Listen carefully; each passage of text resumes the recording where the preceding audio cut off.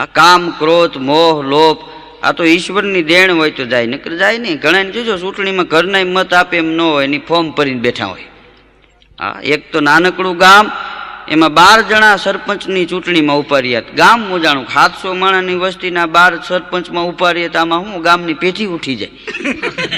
ગામે મિટિંગ ભરી કે આનું શું કરવું એમ. પછી મિટિંગમાં એક નિર્ણય લીધો કે આમાં એકેય પાછું ખેંચે એમ નથી ને કે ના, 12 ને સરપંચમાં ફોર્મ ભરવા કે હા.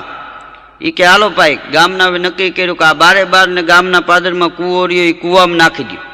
વગર દોયડે ઉપર વયો આવે એને સરપંચ બનાવવો છે. 12 ને કૂવામાં નાખ્યા. બોયલે વ્યવહાર નહોતો, એ કૂવામાં પડ્યા. પછી તળીએ 12 મિટિંગ કરી. હવે આનું શું કરવું હોય. એક જણો બહુ પૈસા વાળો એકને કે ભાઈ તું અહીં ઊભો રહે. તો કે કેમ? એ કે તારા ઉપર બીજાને ઊભો રાખીશ. તો કે એમને ઊભો ન રહું, રૂપિયા 10,000 લઉં.